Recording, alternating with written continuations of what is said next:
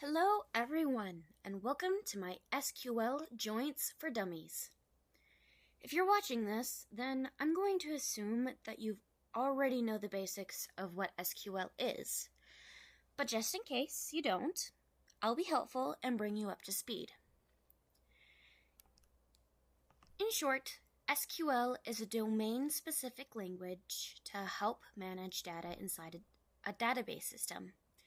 It is used to help the user find, store, delete, or update information inside a database. It can also be used to create the database. Examples of databases that you may have interacted with daily would include YouTube, Amazon, or the Internet. Using any of these, you would usually write something like a query. Now, you might be asking, what is a query? Well, I would answer, a query is a statement that you use to communicate your desires to the database. Let's use one of our previous databases as an example. YouTube. YouTube has all sorts of functions. You can find music videos, download them, add them to your favorites list, or even make your own videos. All of this is done with queries. You search the database using keywords and/or the video type tag. You connect videos to your personal account, making lists of videos that you want to see together. You add or delete personal videos that's connected to your account. All of these are queries. But if you would like to see it in an SQL format, then this is what it would look like. To search for all videos of the type music.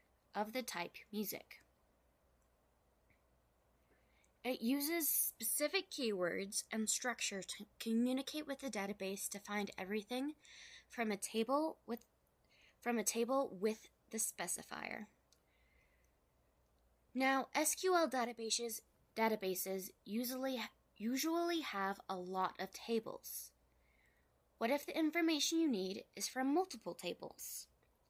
This is the point where I say you've caught up, because this is where joins come in. There are 6 different type of joins. I know, that's more joins than there are in the English language. Yet it will all make sense once I get through this video, hopefully. It gets a little confusing. Let's start with something easy. What is a join? A join is a way to combine data from 2 different tables based on a related column. For example, I want to find all music videos made by John Doe. That would be 2 separate tables, one table being videos and the other being profile. The same column would be profile ID. The SQL would end up looking something like this. I would be searching videos using the type music and the name John Doe. Both specifiers being on different tables, but with each table having the same variable of profile ID.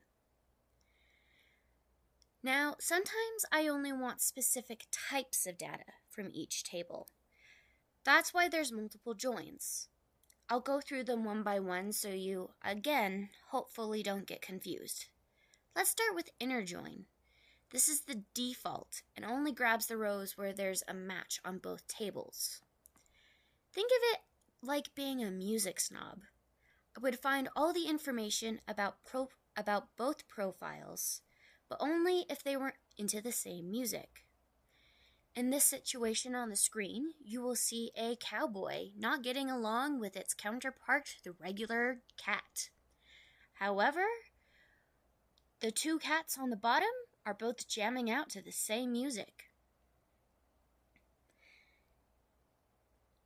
In this SQL example, it pulls up each video and their profile, but it doesn't have a valid profile ID connected to it. It won't show up, so anonymous videos aren't showing at all. Left join keeps all the information from your first table, and if there isn't a match with the second table, fills those columns in with nulls. It's like putting a tone-deaf person in the middle of a music festival. surrounded by information, but alone and confused. In this example, it is searching for all videos and their connected profiles, even if they don't have valid profile IDs. Right join is the complete opposite. It's pulling all the data from the second table and either filling up the extra data with the left or leaving it blank. This is like looking at all the songs in a playlist, even if their band names are missing. In this example, it is searching for all profiles and their videos, even if they haven't published a video yet.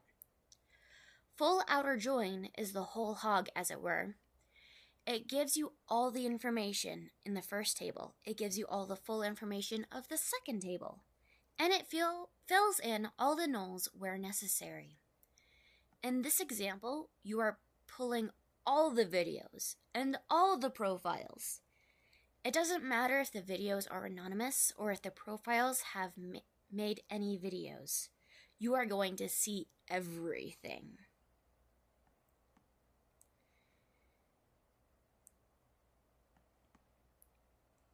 Now, these next two aren't really used very often, but when used correctly, they can be super useful. Cross-join is where you're trying to match every single row from one table to every single row to the second table. You're going to use it to make some kind of recommendation machine. In this case, they don't have any tags for qualifiers yet. It is a clean slate and they don't have preferences set up yet. But if we had 5 videos and 3 profiles, we would end up with 15 different recommendations lists in total. In essence, total information overload. Last but not least, we have self-join. This is where you have tables comparing themselves to themselves. Confusing? A little mind-bending? Well, let me clear that up for you a bit. It's like when 2 bands meet for the first time. Are they both into the same kind of music? What are each other's names? Who sells their music? Both of them are musicians, but they have totally different stats.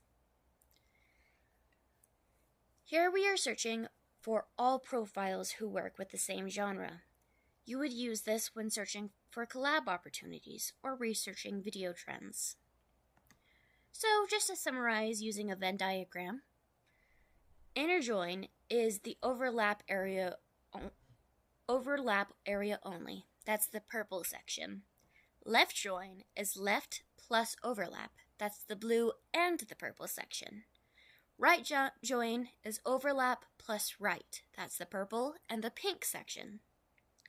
Full outer is both circles and the overlap section. That's all of it. Cross join is all of it times the nth degree. It's going to keep repeating itself until it's gone through each iteration. And self-join is just the one circle overlapping itself. It's just looking at circle A. Looking at circle A.